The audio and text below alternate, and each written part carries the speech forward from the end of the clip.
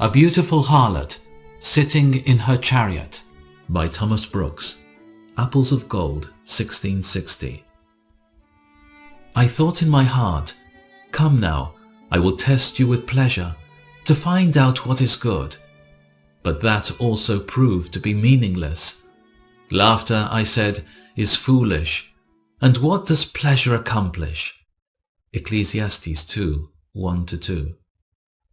Solomon's question bids a challenge to all the masters of mirth to produce any one satisfactory fruit which it affords, if they could.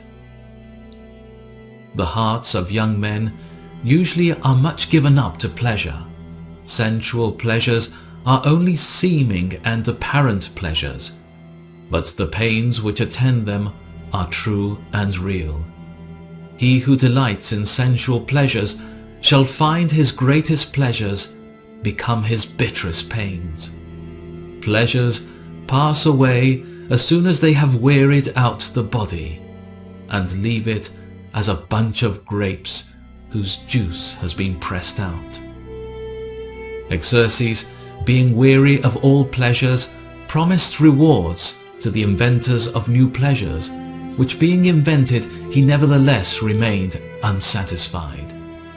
As a bee flies from flower to flower and is not satisfied, and as a sick man moves from one bed to another for ease and finds none, so men given up to sensual pleasures go from one pleasure to another, but can find no contentment, no satisfaction in their pleasures. Everything is so weary and tiresome. No matter how much we see, we are never satisfied.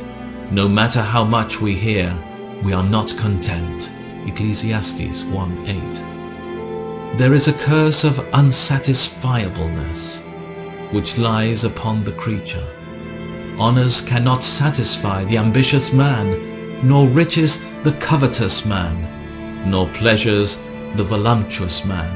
Man cannot take off the weariness of one pleasure by engaging in another pleasure. Pleasures seem solid in their pursuit, but are mere clouds in the enjoyment. Pleasure is a beautiful harlot sitting in her chariot. The four wheels are pride, gluttony, lust, and foolishness. The two horses are prosperity and abundance. The two drivers are idleness and security.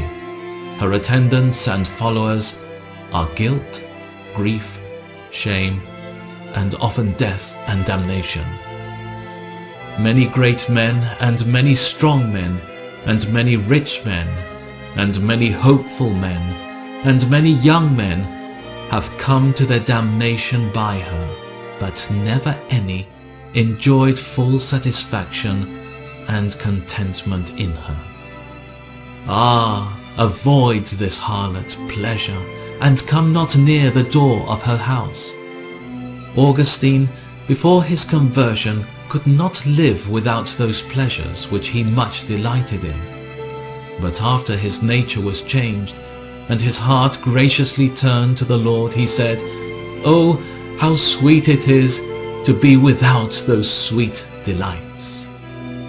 And as for lawful pleasures, let me only say this: it is your wisdom only to touch them, to taste them, and to use them as you use medicines, to occasionally fortify yourselves against maladies.